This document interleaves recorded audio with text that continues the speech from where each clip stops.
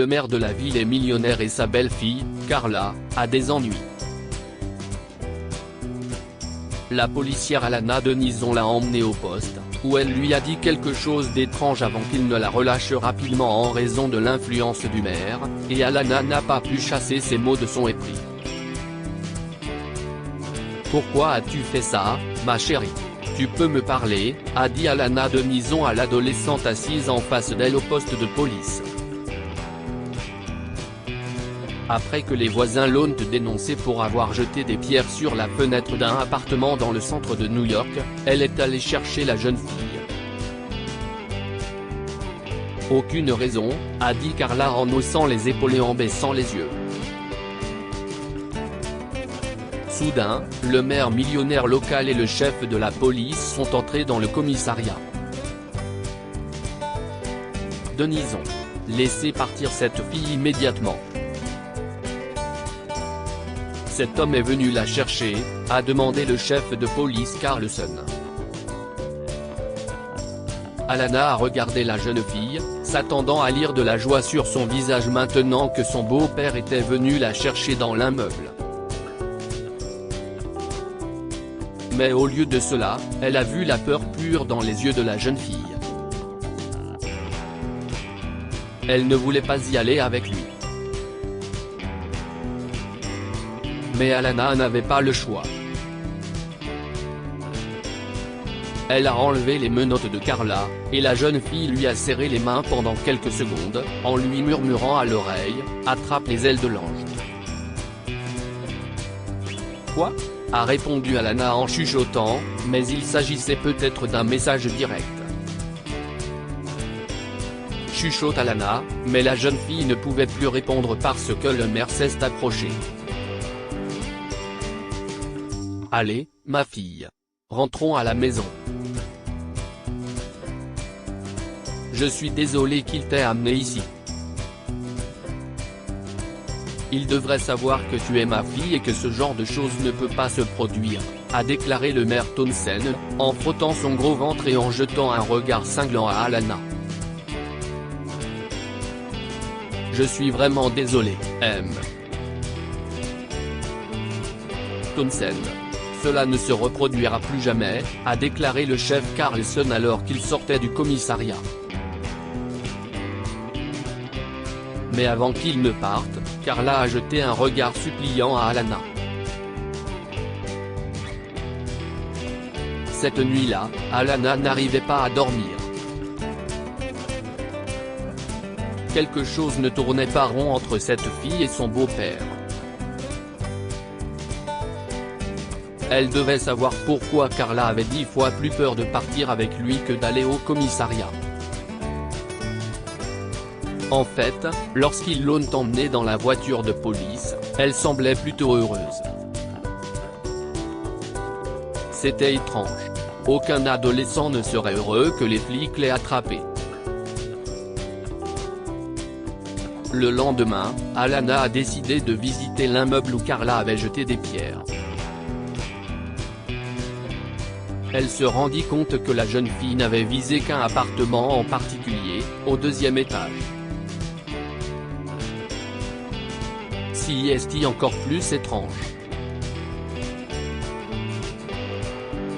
Après s'être renseignée, la policière a découvert que l'appartement était vide depuis longtemps.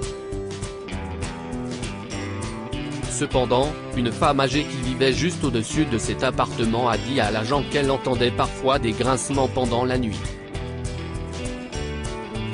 C'est pour cela que personne ne le loue. Il est hanté, lui a dit la dame. Bien sûr, Alana ne l'a pas cru, mais il doit bien y avoir une raison pour que personne n'habite là et que Carla ait jeté des pierres à la fenêtre. Après avoir discuté avec les voisins, elle a approfondi ses recherches et découvert que l'appartement avait un propriétaire. Il appartenait à la défunte épouse du maire, la mère de Carla. Le mystère des jets de pierre de Carla s'éclaircit, mais il reste encore beaucoup à découvrir. Elle devait se rendre sur place et enquêter elle-même. Elle risquait de perdre son emploi pour cela, mais elle s'introduirait dans l'appartement et vérifierait les choses. L'agent a poussé la porte avec force mais sans faire de bruit, et elle s'est ouverte. L'appartement était vide. Il n'y avait pas de meubles, et elle a vu plusieurs pierres sur le sol près de la fenêtre brisée. Au moins, il n'y a rien à voler, a-t-elle dit à voix haute et elle a continué à marcher. Elle a fini par atteindre la chambre à coucher et a vu un placard ouvert. Il y avait une figurine sur l'une des étagères ouvertes. C'était un ange avec 2 ailes déployées. CIST alors qu'Alana s'est souvenu des mots de la jeune fille, attrape les ailes de l'ange. Sur le moment, l'agent a pensé qu'il s'agissait d'une métaphore, mais il s'agissait peut-être d'un message explicite. Elle s'est donc approchée de la figurine et s'est aperçue qu'elle ne pouvait pas la faire bouger. CIST étrange, pensa-t-elle, et elle a décidé de suivre le conseil de la jeune fille, en saisissant les ailes et en les déplaçant.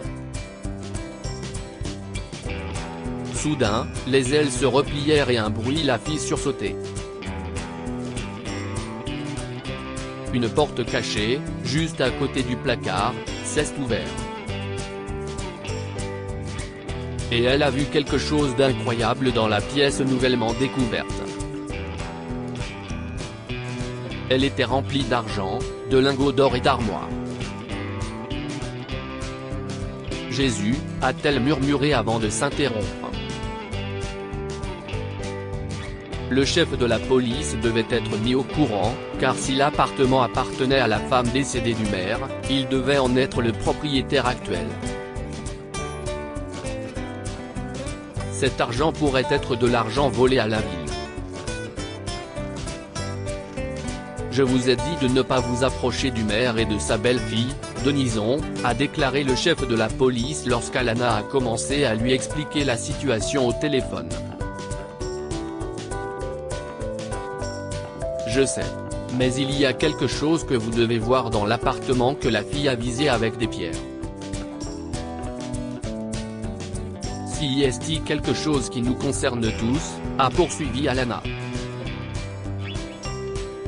Le chef était sceptique, mais il s'est rendu sur place et a été stupéfait par la quantité d'argent stocké dans cette pièce.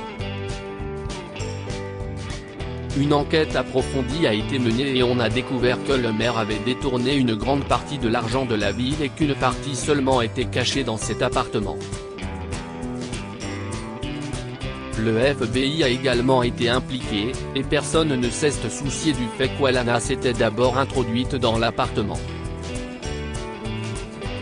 Ils l'ont considéré comme un suivi de ce que Carla avait fait. Le jour de l'arrestation du maire, Alana a rencontré Carla devant leur porte pendant que les autres officiers faisaient une descente dans leur maison.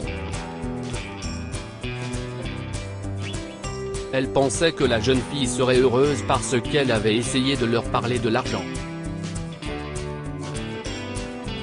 Mais elle avait l'air brisée et Alana a eu une intuition. Chérie, ton beau-père a-t-il fait quelque chose d'autre que nous devrions savoir ? lui a demandé Alana avec gentillesse. Une fois de plus, elle se contente d'hausser les épaules, mais cette fois, elle a les yeux humides. Quelque chose ne va pas. Soudain, le chef de police Carlson apparut avec une pile de photos dans les mains et une expression indéchiffrable. Denison, puis-je vous parler un instant ? a-t-il demandé à Alana, et l'officier s'est dirigé vers lui. Alana a regardé les photos, et elle a été stupéfaite de voir le maire faire des choses horribles à sa pauvre belle-fille sur les photos. Tout s'explique. Carla avait subi d'horribles sévices, et Alana savait depuis le début que quelque chose n'allait pas, alors elle est retournée voir la jeune fille. Ne t'inquiète pas, ma fille. Personne d'autre ne pourra jamais te faire de mal, lui a assuré Alana. Il ne fera plus jamais de mal à personne. Que pouvons-nous apprendre de cette histoire? Suivez votre intuition. Alana savait qu'elle devait suivre les agissements de la jeune fille parce que quelque chose dans son instinct lui disait d'aller plus loin. Elle avait raison. Les adolescents et les enfants ont des façons de vous dire des choses qu'ils ne peuvent pas dire à voix haute. Certains ne peuvent pas dire les choses franchement, alors ils communiquent par d'autres moyens. Il faut les écouter. Partagez cette histoire avec vos amis. Elle pourrait égayer leur journée et les inspirer. Si vous avez aimé cette histoire, vous aimerez peut-être celle d'un homme qui est convaincu que sa fille a péri à la naissance jusqu'à ce qu'elle se présente à sa porte. Abonnez-vous à Mon Mama sur Google News. Partagez.